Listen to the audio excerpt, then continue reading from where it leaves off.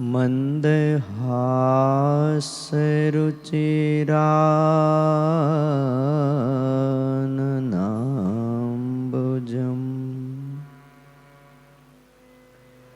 पूजितं सुरनरोत्तमेर्मुदा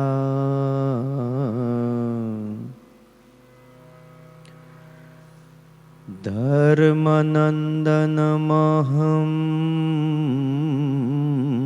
विचिन्तये। ॐ अवतारिणे श्री स्वामिनारायणाय नमो नमः। श्री हरे कृष्णाय घनश्यामाय नमो नमः। एकाकी वनवासिने कठिन तपकारिणे श्रीनीलकण्ठवर्णेन्द्राय नमो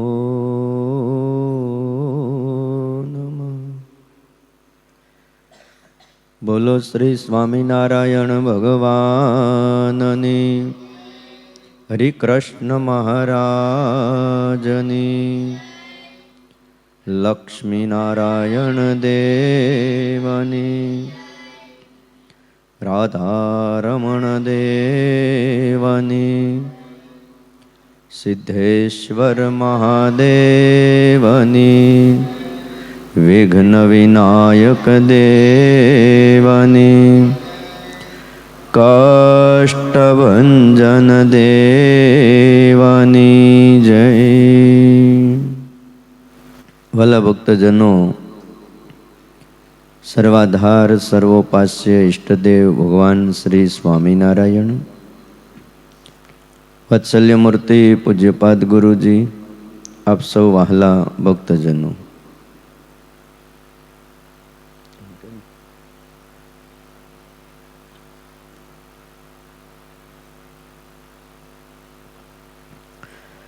पवित्र धनुर्मासનો આરંભ થઈ ગયો છે।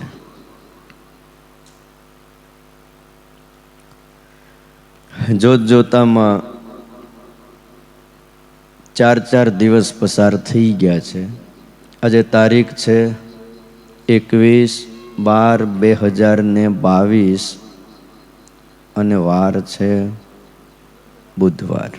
ભલા ભક્તજનો, ગયા વર્ષે આપણે શિક્ષાપત્રી ભાષ્યની કથા સાંભળી હતી। 49 શ્લોક સુધીની કથા મેં અને તમે શ્રવણ કરી છે। આ ધરતી ઉપર ઘણા અવતારો થયા છે અને હજી ઘણા અવતારો થશે, પણ પોતાના આશ્રિતોની જો ચિંતા કરી હોય અને પોતાના આશ્રિતોને શિક્ષાપત્રી હાથમાં આપી અને શ્રીજી મહારાજે અભયદાન જો આપ્યું હોય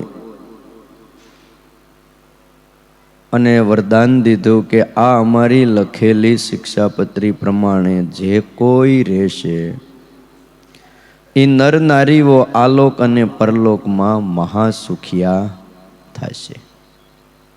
એવી આ શિક્ષાપત્રી છે અને આ શિક્ષાપત્રીનું કોઈ અક્ષરશ પાલન કરે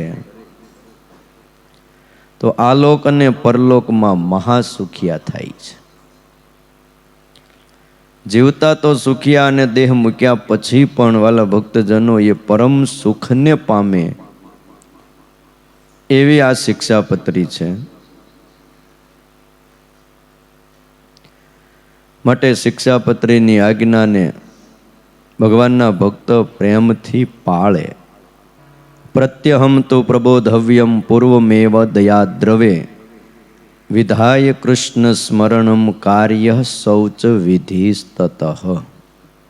અમારા સત્સંગી એમણે નિત્ય સૂર્ય ઉગ્યાથી પ્રથમ જાગવું, શ્રી કૃષ્ણ ભગવાનનું સ્મરણ કરી અને શૌચ વિધિ કરવા જાવું। ગયા ધનુર્માસમાં અંતે આ શ્લોકનું આપણે શ્રવણ કર્યું હતું। આજે 50મા શ્લોકથી આપણે કથાનું શ્રવણ કરવાનું છે. નાની નાની આજ્ઞાઓ છે, પણ જીવનમાં બહુ સુખકારી આ બધી આજ્ઞાઓ છે. ઉપવેશૈવ ચૈકત્ર કર્તવ્યમ દંત ધાવનમ સ્નાત્વા શુચિમ્બુનાધૌ તે પરિધાર્યે ચ વાસસી પરિધાર્યે ચ વાસસી.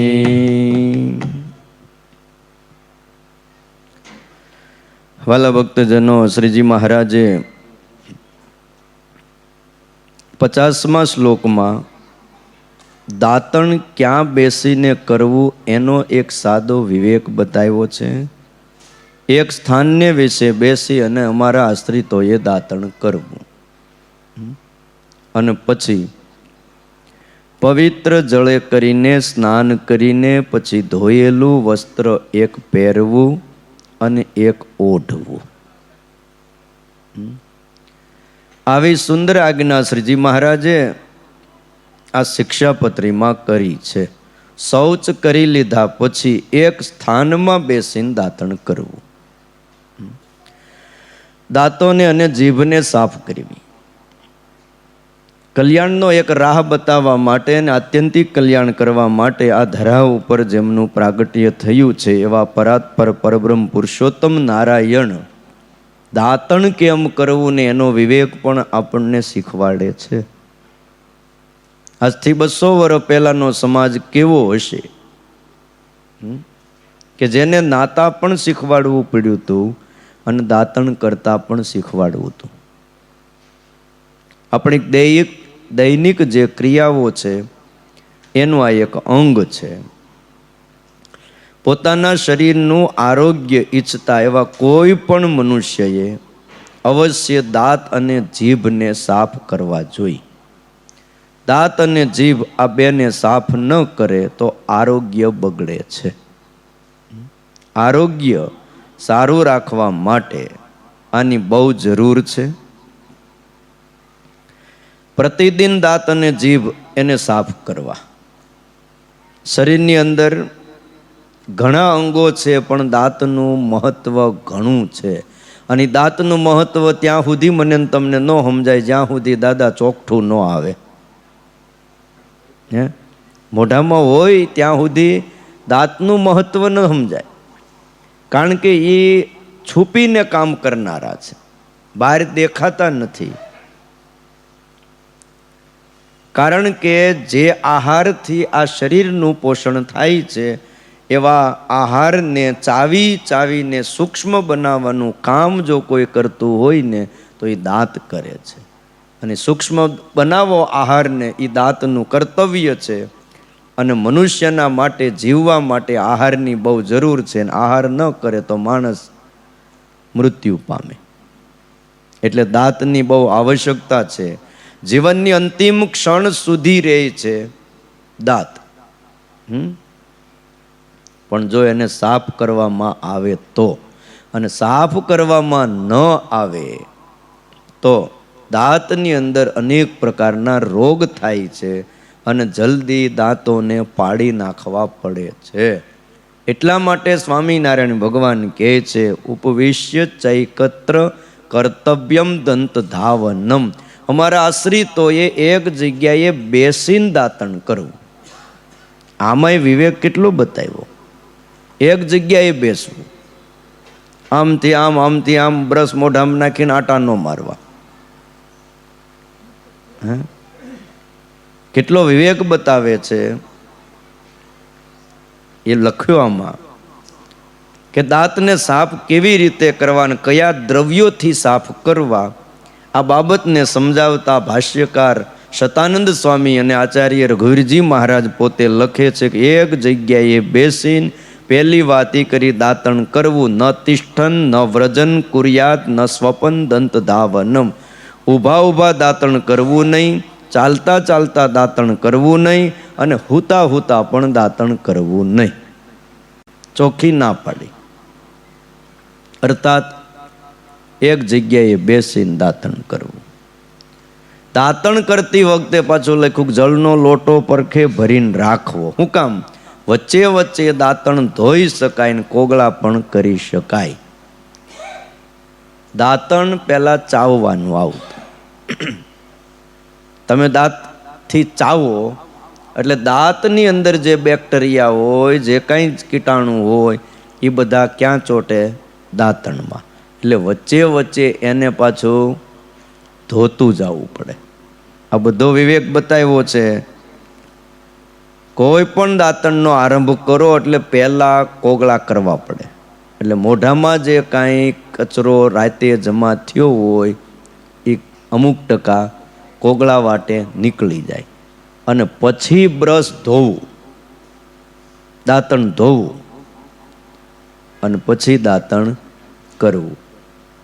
આજે તો ટૂથપેસ્ટનો જમાનો આવી ગયો.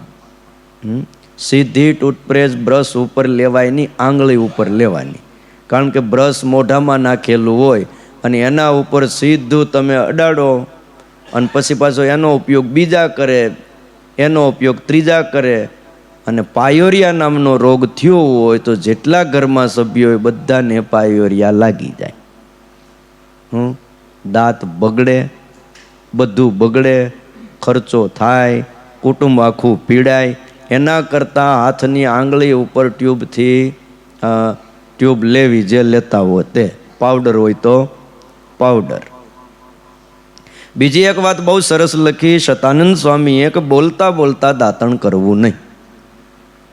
કારણ શું છે કે દાંતણ કરતી વખતે દાંતોમાંથી ઉતરતો જે મેલ એ જો તમે બોલવા જાઓ તો પેટની અંદર વયો જાય. બોલવું નહીં. શરીરનું સ્વાસ્થ્ય બગડે છે મા બાપ. અને દાંતોને ઘસ્યા બાદ તરત જ જળ વડે કોગળા કરી લેવા. આ તમે ઉંમરવાળા બધા સમજો, પણ આજની પેઢી આ વાતને સમજવા તૈયાર નથી. ચોકલેટ ખાઈને દાંત બગાડે છે. હા, બોલે સાકર જેવી ચોકલેટ આવે એનો બહુ વાંધો નથી, પણ જે બીજી જે આવે છે ને આમ કેડબરી ટાઈપની ચીકણી, એ દાંતને એટલા બધા બગાડે. તમે જુઓ, આજથી થોડા વર્ષો પહેલાં દાંતના ડૉક્ટરો બહુ ઓછા હતા. તમે ડેન્ટલ જોયા જ તમે? બોલો, બહુ ઓછા હતા. અને આજે તો ગલીએ ગલીએ તમને દાંતના ડૉક્ટરો જોવા મળે, લેડીઝ જેન્ટ્સ બેય. કારણ કે રોગ જ એટલા બધા વધ્યા. દાંત વયા જાય પછી દાંતની કિંમત સમજાય છે. સ્વાસ્થ્ય બગડે. અને જીભ ઉપર રહેલી અશુદ્ધિ એને પણ દૂર કરવી જોઈએ. જીભ ઉપર રહેલી અશુદ્ધિને દૂર કર્યા પછી પાછા તરત કોગળા કરી લેવા, જેથી જીભની અશુદ્ધિ ઉદરમાં પ્રવેશ ન કરે. આ બધું જ ભાષ્યની અંદર લખ્યું છે. શ્લોકમાં કેટલી વાત લખી કે અમારા આશ્રિતોએ એક જગ્યાએ બેસીને દાંતણ કરવું.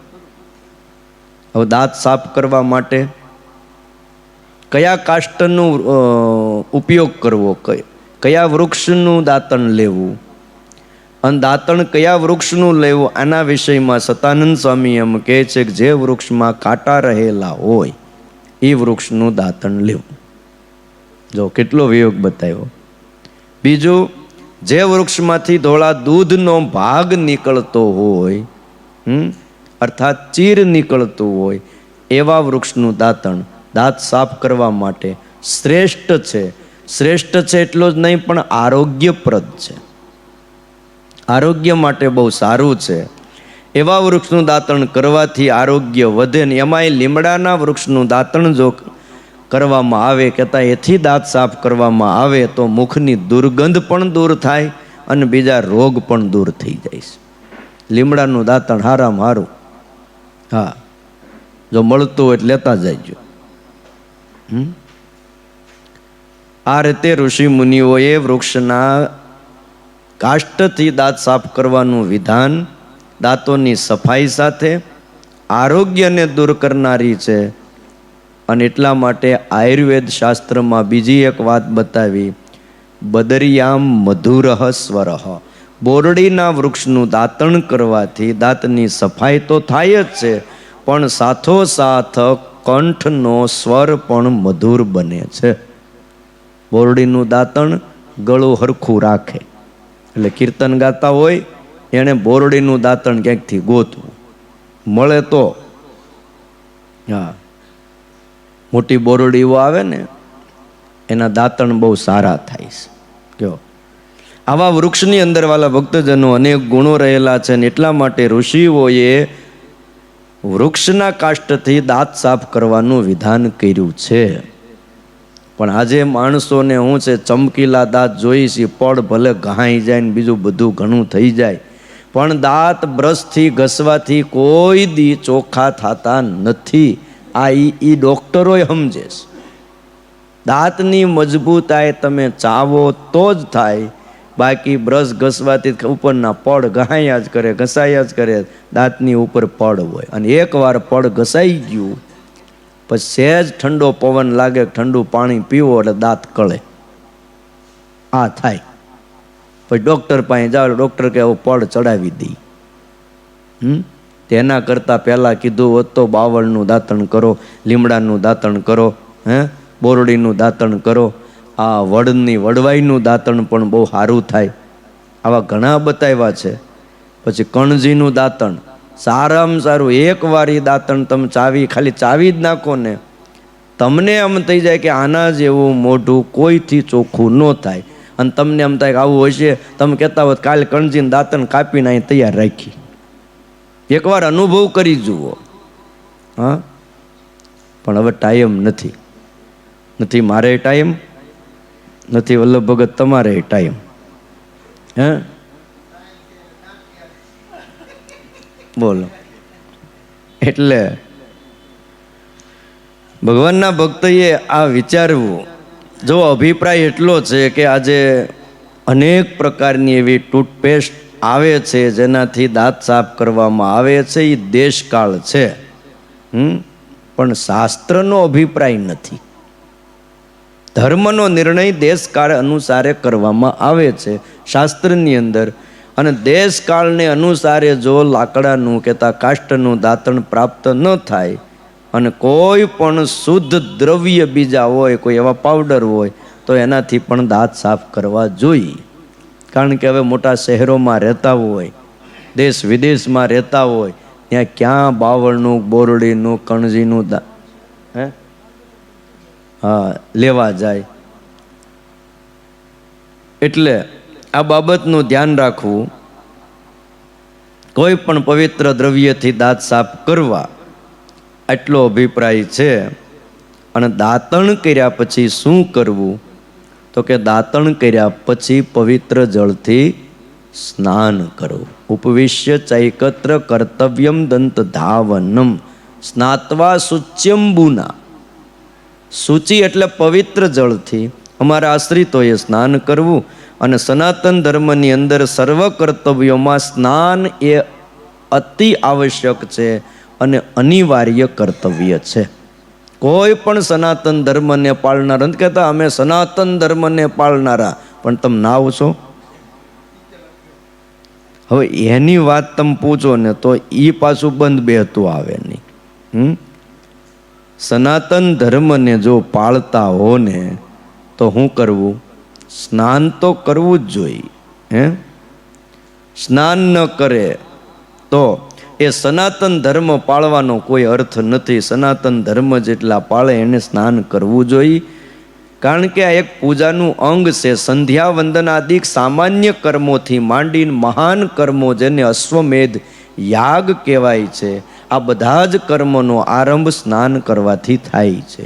અને દૈનિક કર્મોની અંદર સ્નાન અને સંધ્યાદિક પૂજા એ બધા પૂજાનું એક અંગ છે. સ્નાન કર્યા વિના પૂજા આદિકનો અધિકાર કોઈને પણ પ્રાપ્ત થતો નથી. પટેલે પટલાણીને પૂછ્યું કેટલા બળદ છે? અત્યારે પટલાણીએ જવાબ દીધો 3. પટેલે કીધું બળદ કેટલા છે? એટલે પટલાણીએ શું કીધું? 3. એટલે પટેલ કે 2 છે ને, તો કે ત્રીજા તમે. નાય નહીં, ધોવે નહીં, આને શું કહેવાય કયો? તમે ક્યાંય જોયું છે કે બળદ નાયા હાબુ દઈને? બળદ નો નાય, એ નવરાવા પડે. એમ સ્નાન ન કરે એને શાસ્ત્રોએ પશુ જેવા કીધા છે. અને ઘણા કહેતા હોય છે કે શું ભળીએ સ્વામિનારાયણમાં નિત ઉઠીને નાવું, શું ભળીએ સ્વામિનારાયણમાં નિત ઉઠીને નાવું, ભળીએ નહીં ભફાક્યામાં દાંતણ વિના ખાવું. જો દાંતણે ન કરવું પડે, નાવાની તો વાત એક બાજુ, દાંતણ ન કરવું પડે. આરોગ્યની દ્રષ્ટિએ ભલે તમે પવિત્રતાની દ્રષ્ટિએ ત્યારે એક બાજુ મૂકો, પણ આરોગ્યની દ્રષ્ટિએ પણ સ્નાન ઘણું બધું મહત્વનું છે. આપણા શરીરની અંદર, ચામડીની અંદર અસંખ્ય છિદ્રો છે. આ જેટલા રૂવાડા દેખાય છે ને એટલા છિદ્રો આ શરીરની અંદર છે. અર્થાત 3.5 કરોડ રૂવાડા છે તો 3.5 કરોડ છિદ્રો છે. હવે આ છિદ્રો દ્વારા શું થાય છે? અંદરનો જે બગાડ, જેને મળ એવું નામ આપવામાં આવ્યું છે, કચરો, એ પરસેવા દ્વારા બહાર નીકળી જાય છે. અને પરસેવાનો જે ભાગ હોય એ વાયુ દ્વારા સુકાઈ જાય છે, અર્થાત બાષ્પ બનીને ઉડી જાય છે. જ્યારે બીજા શરીરનો જે કચરો છે એ છિદ્રમાં જામી જાય છે. બધો જ વયો જાય એમ ને, છિદ્ર બહુ સૂક્ષ્મ હોય. અમુક જે બહાર નીકળે એ વાયુ દ્વારા સુકાઈ જાય, બાષ્પીભવન થઈ જાય. પણ અમુક કચરો એ સૂક્ષ્મ છિદ્રની અંદર જામી જાય છે. તમને એમ થાય આવું જામી જતું હોય છે? ભાઈ જામી જાય, કેવડા મોટા મોટા ભોંગળા નાખ્યા હોય ને ઓલા ડેનેજમાં, ગટર લાઈનમાં, તોય એમ ક્યારેક ક્યારેક હરિયો લઈને ચોકઅપ થઈ જાય છે. એટલે જો એને સ્નાન દ્વારા દરરોજ સાફ કરવામાં ન આવે તો અમુક સમય બાદ અમુક છિદ્રો હાવ કામ કરતા બંધ થઈ જાય. હા, એટલે શરીરની અંદરનો જે કચરો અને દૂષિત વાયુ એ બહાર નીકળી શકતા નથી.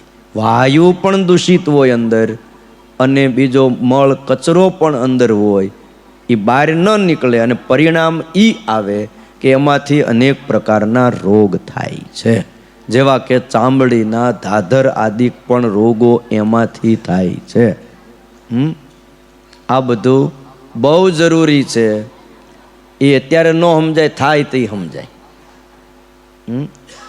અને આ ધાધર ને લુખ ને બીજા બધા રોગો એવા છે, ચામડીના અમુક રોગો, ખરજવું, કે એકવાર આવ્યા પછી જવાનું નામ લેતા નથી. હા, અને પાછા એવા સરસ લાગે, તમને એમ થાય કાથી લઈને ગયા જ કરીએ. અને મીઠી બહુ લાગે, પણ બંધ થાય ને લોહી નીકળે પછી એની વેદના કંઈક જુદી હોય છે. એમાં જગતના બધા જ વિષયના સુખ પણ એવા છે, માણસ ભોગવતો હોય ત્યાં સુધી એને મીઠા લાગે, પણ એ પ્રક્રિયા જ્યારે પૂરી થાય ને પછી એની વેદના ચાલુ થાય છે. એટલે વિષયના સુખને ધાધરની ઉપમા દીધી છે, લુખની ઉપમા દીધી છે. બોલો. અને ઘણા નથી કહેતા હાવ લુખેશ, આવા નામ આપે. બોલો. એટલે વાલા ભક્તજનો, સ્નાન કરીને ચામડીને બિલકુલ સ્વસ્થ રાખવી જોઈએ. આરોગ્યની દ્રષ્ટિએ ચામડીની સફાઈ સ્નાનનો પ્રાથમિક ઉદ્દેશ આટલો છે. વળી એવું લખ્યું કે આપો વૈ પ્રાણ હ.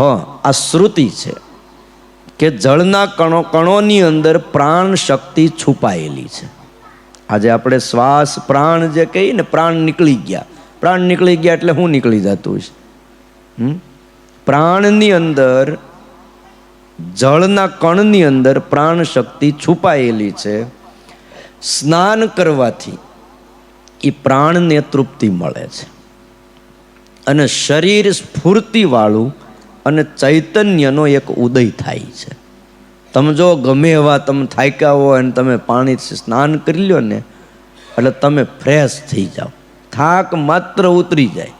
અહીંથી બોલે ઠેઠ સુરત સુધી ગયા હો અશોકભાઈ, ફેક્ટરીમાં આખો દીધ માથાકૂટ કરી હોય, પણ સાંજે આવીને જો સ્નાન કરી લ્યો ને પછી તમે માનસી કરવા કે પૂજા કરવા કંઈક ભગવાનની આરતી કરવા બેસો, તે અનુભવ આખો જુદો થાય છે.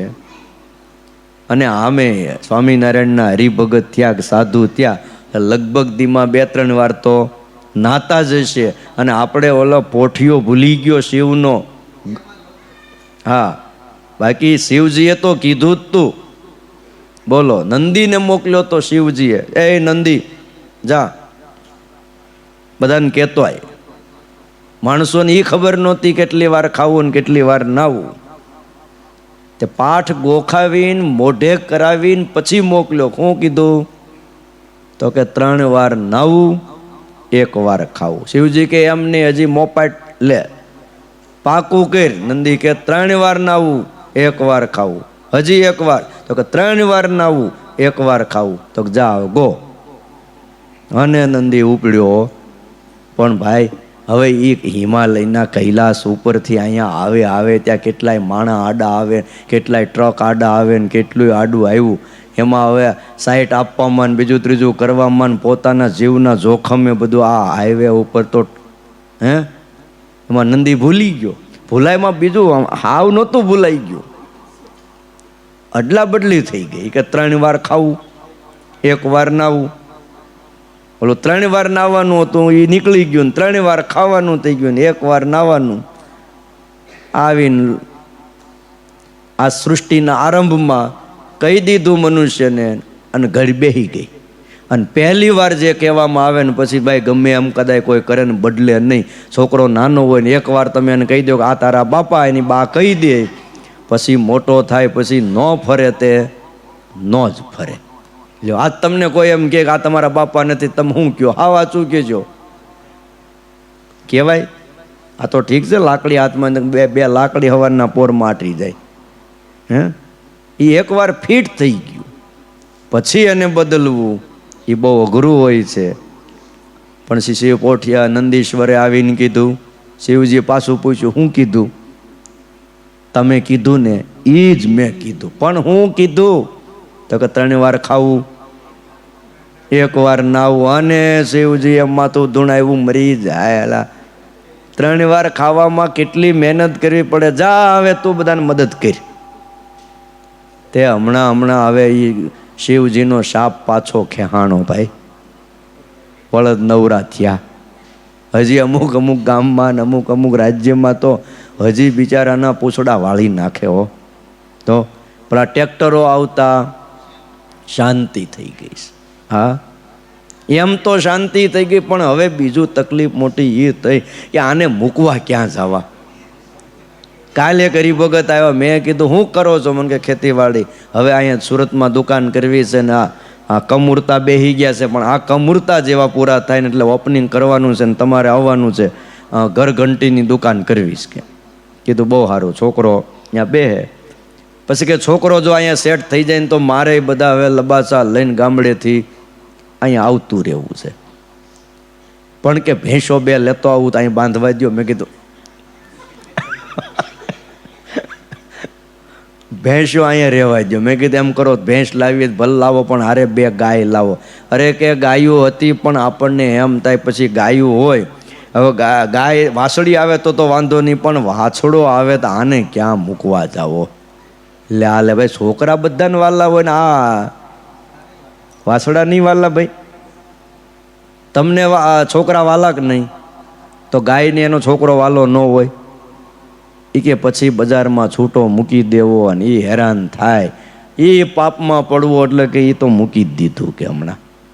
તો મેં કીધું પણ ભેંસ તમે રાખી, તે ભેંસને એને ન પછી પાડો આવે તે કે એના ધણી ગણાય, એ લઈ જાય કે એટલે આ તકલીફનો પાર નથી. કયો સ્નાન કરવાથી વાતી કરતો તો પ્રાણ એને તૃપ્તિ મળે છે. બીજી વાત છે કે આળસ દૂર થઈ જાય. તમને ગમે એવી આળસ હોય ને તમે જો ટાઢા પાણી 1 વાર નાહી લો ને એટલે આળા વહી જાય.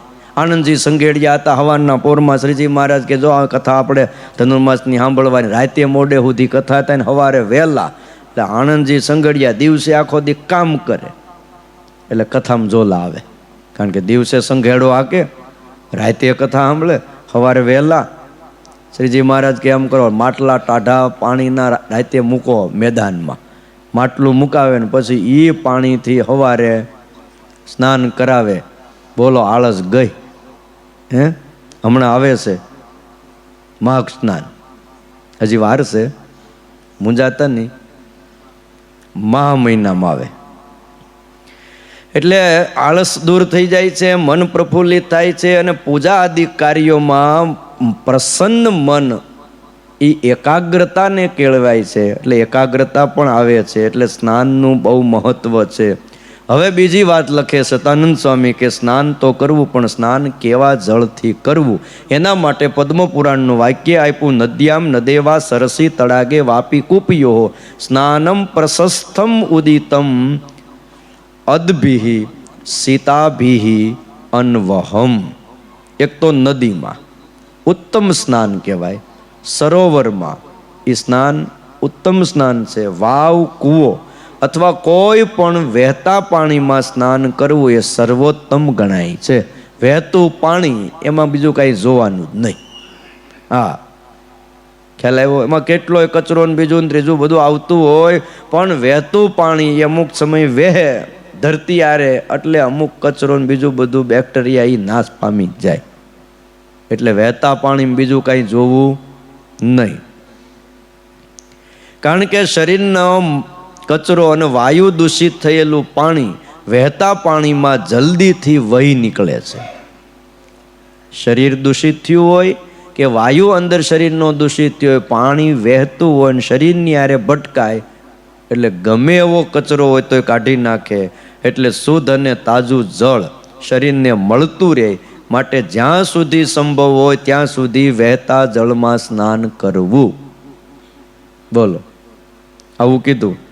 વહેતું જળ ન હોય તો સરોવરમાં, અને એ સંભવ ન મળે તો વાવ અને કૂવામાં.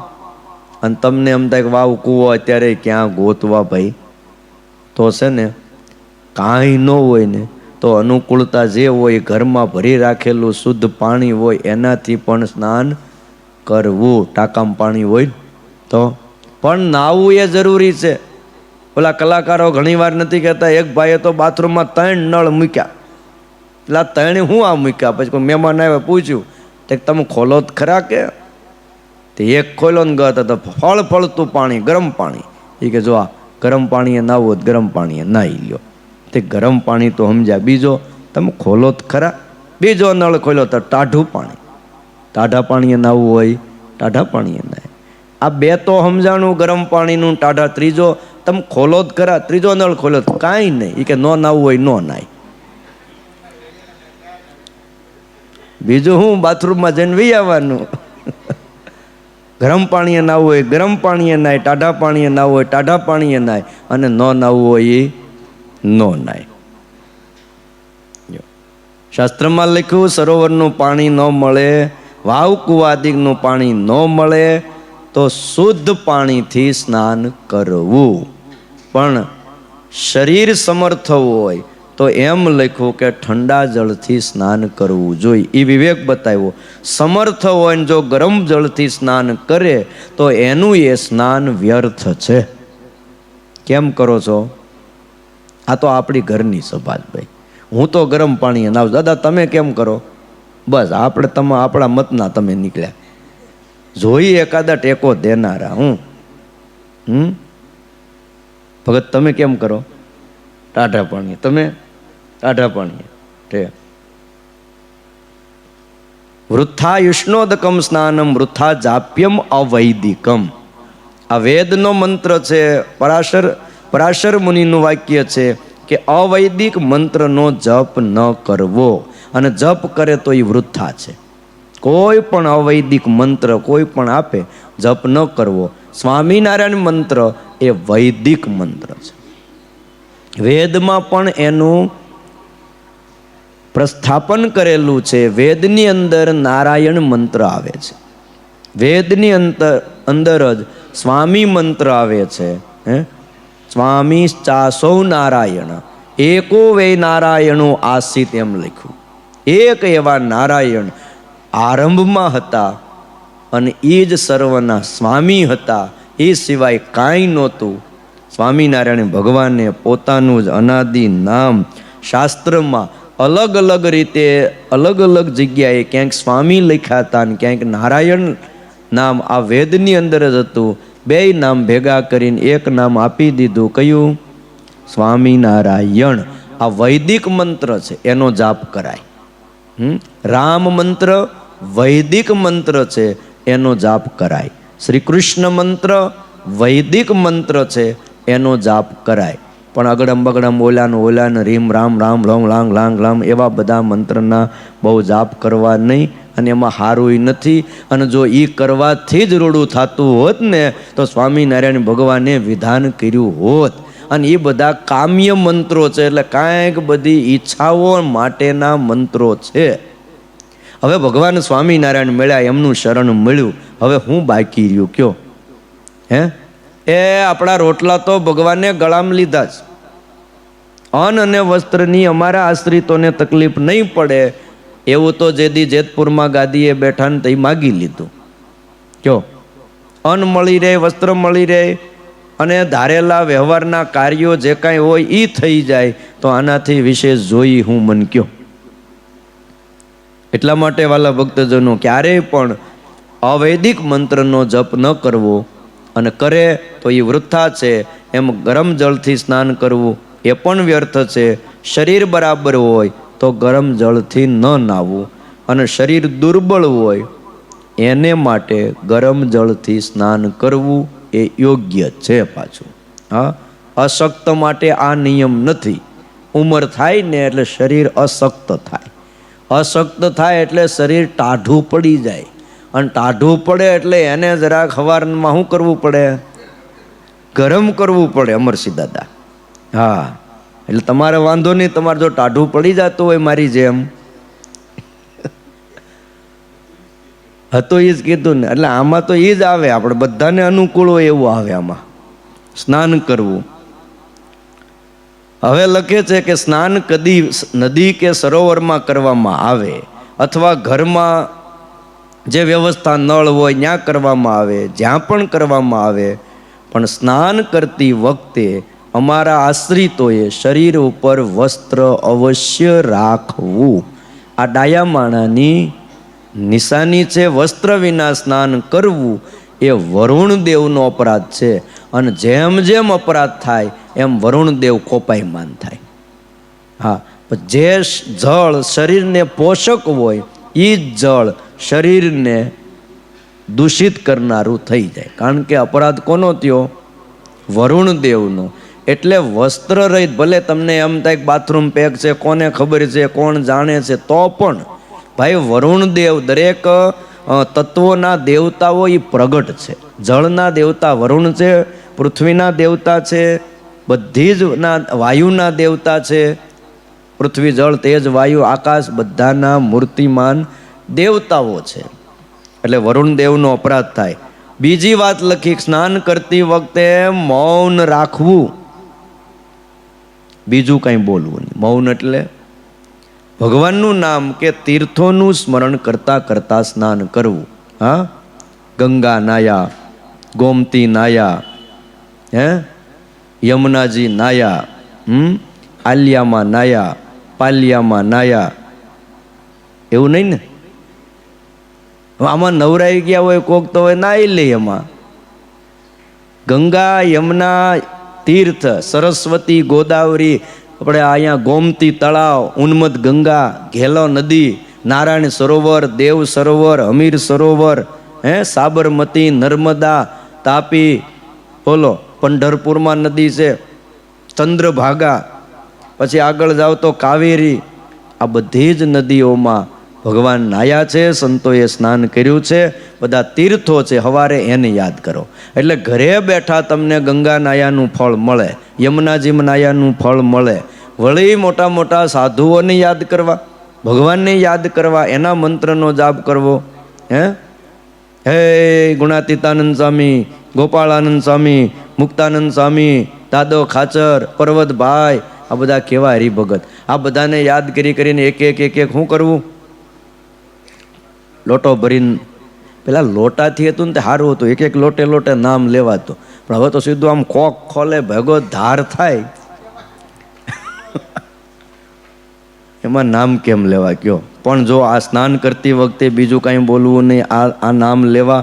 વાતો કરતા કરતા તો એમ લખ્યું ક્યારેય સ્નાન કરવું નહીં. અને પ્રાતકાળમાં સંક્ષેપથી સ્નાન કરી લેવું. ત્યારે સવારે પછી છે ને બહુ પછી ઓલો શેમ્પુ ને હાબુ ને બીજું ને ત્રીજું થોડું ઘણું કરવું, પણ માપમાં. પછી ઘણા તો શું છે, કલાક પછી બહાર જ ન નીકળે, અંદર વૈયા ગયા પછી બહારવાળાને વિચાર કરવો પડે કે આ અંદર શું કરે છે. એવું નહીં કરવાનું. ઘરમાં બધાને અનુકૂળ આવે ને સુખ થાય એવું કરવું. તમને બહુ એવું હોય ઘસી ઘસીને મારે કલાક નાહવું છે, તે બધાય નાહી લઈને તે ફરીને પાછું જાઓ, કાં બપોરે ટાઈમ કાઢવો, કાં સાંજે ટાઈમ કાઢવો. સવારે આમાં શાસ્ત્રમાં લખ્યું બિલકુલ ટાઈમ બગાડવો નહીં. પ્રાતકાળમાં સ્નાન કરો, વિલંબ કરવો નહીં. વિસ્તારથી સ્નાન કરવું નહીં. વિસ્તારથી સ્નાન મધ્યાહ્ને કરવું. પ્રાતકાળમાં જો વિલંબ કરે તો પૂજાનો સમય વયો જાય અને પછી કાપ શેમાં મુકાય છે? પૂજામાં. પછી આપણે કંઈ કેમ કરો છો? તો બસ 15 મિનિટમાં ઠાકોરજી જમી લઈને બધું થઈ જાય છે. નાવામાં તો કે ન્યા મારે કલાક વયો જાય કે બોલો. એટલે જલ્દી સ્નાન કરવું, પણ આ બધું પાછો લખ્યું હો, દાંતણ હરખું કરવું, ભલે જલ્દી કરવું, ઓળ ઉતારવી, આ બે જરૂરી છે. દાંતણ કરો છો ને બધાય એમ ને? ઓળ ઉતારો છો? આ તો સારું. તમે કેમ કરો? હાવ સાચું તો સારું. આ બધું કરવું જોઈએ ભાઈ. અને સ્નાન કરી લીધા પછી શું કરવું? તો ધોયેલું અને સૂકવાયેલું પવિત્ર એક વસ્ત્ર પહેરવું અને એક વસ્ત્ર ઓઢવું. આમ 2 વસ્ત્રો ધારણ કરવા. એક વસ્ત્ર ધારણ કરનારને ધર્મશાસ્ત્રમાં નગ્ન કીધો છે. એટલે 2 વસ્ત્ર, એક ઓઢવું અને એક પહેરવું. હા, બીજા વસ્ત્રનો જો અભાવ હોય, ન મળતું હોય, તો વસ્ત્રના સ્થાને એક અધિક યજ્ઞોપવિત ધારણ કરવી પડે. જનોએ એને 2 રાખવી. ઘણી વાર એવી પરિસ્થિતિ હોય ભાઈ, એવા દેશ છે આપણને લાગે, એવા ઠેકાણે વહી ગયા હોય ને ક્યાંક ભૂલી ગયા હોય, તો શું કરવું? યજ્ઞોપવિત 2 ધારણ કરવી. એટલે એક વસ્ત્ર ધારણ કરીને જપાદિક ધાર્મિક કોઈ પણ કાર્યો કરવા નહીં. જપ કરો, માળા કરો, માનસી કરો ત્યારે બીજું વસ્ત્ર માથે હોવું જોઈએ અને માથે ઓઢવું પડે છે. શું? પછી જ માનસી પૂજા થાય. એક વસ્ત્ર ધારણ કરીને ધાર્મિક કાર્ય કરે તો એમ કહેવાય છે કે એનું ફળ અસુરો લઈ જાય છે. એક વાસા જપેત યસ્તુ યદ દદાતી જુહોતી ચ તત્સર્વમ અસુરેન્દ્રાણામ બ્રહ્મા ભાગમ અકલ્પયત. સૃષ્ટિ જ્યારે થઈ ત્યારે અસુરોએ કીધું કે અમને તમે કાંઈ દીધું જ નહીં, કાંઈક અમને જ ભાગ આપો. ત્યારે બ્રહ્માજી કે જાઓ, તમને હું કહું છું કે એક વસ્ત્ર ધારણ કરીને કોઈ પણ પુરુષ જપ કરશે, દાન કરશે કે હોમ કરશે, એ બધું ફળ તમને મળશે. અસુરો કે વાંધો નહીં, કામ થઈ ગયું. ભલે એ માળા ઘ્યાં કરતા, ઘણા કે માળા ફેરવીને માળાના મણકા ગાઈ ગયા પણ કંઈ ફળ મળતું નથી, પણ ઓલા લઈ જાય. માટે આજથી જો નક્કી ધોતી ન હોય તો ધોતી લઈ લેજો, અને ઉપર ઓઢવાની સાલ ન હોય સાલ લઈ લેજો. આપણે છપાવી નાખીશો દાદા, સાલ ઓઢીને સવારે ધોતી પહેરીને, અને ધોતીઓ પહેરતા ન આવડે તો હવે તો બહુ સારા રેડીમેડ ધોતી આવે છે, રબરવાળા, નાળીવાળા. આમ પહેરી લો, તમને એમ જ લાગે ધોતિયું જ પહેર્યું છે, એ હાલે. અને ઉપર એક સાલ ઓઢવી અને માનસી કરો, માળા કરો, તે માથે ઓઢીને કરવું. હા, જો આવી રીતે વાલા ભક્તજનો આ બધા કાર્યો કરવા, વસ્ત્ર ધારણ કરીને ધાર્મિક કાર્યો કરવા, અને એક વસ્ત્ર ધારણ કરીને ભોજન કરવાની પણ મનાઈ છે. જો સાંભળો, એક વસ્ત્રો ન ભૂંજી થ. ખાલી ધોતિયું પહેરીને ભાઈ જમવું નહીં એમ લખ્યું. શું કરવું? ઉપર એક વસ્ત્ર હોવું જોઈએ. છેલ્લે બાકી ખંભે મૂકી દો એટલે આ સંતો જમવા બે ભેટ વાળવી પડે. એટલે એક ઘણા હોય એવા હોય, એ બધું એક બાજુ મૂકે ફાળ્યું બાળ્યું, અને પેટ ઉપર હાથ ફેરવીને હરે લ્યો ઓસરીમાં બેસી ગયા હોય ભાઈ, ઉઘાડા શરીરે, ઉનાળો હોય ને પેલા પંખા હતા નહીં, પણ તોય એવું લખ્યું કે આ કરવું. આવી રીતે વાલા ભક્તજનો 50મા શ્લોકની અંદર દાંતણ કેમ કરવું, સ્નાન કેમ કરવું, ભોજન કરવું, પૂજા કરવી, એનો થોડોક વિવેક બતાવ્યો. હવે આગળના શ્લોકમાં આસન કેવું રાખવું અને કયા મોઢે બેસીને પૂજા કરવી એનો વિવેક આવે છે. એ આપણે આવતીકાલે સાંભળશું. આજે અહીંયા કથાને વિરામ.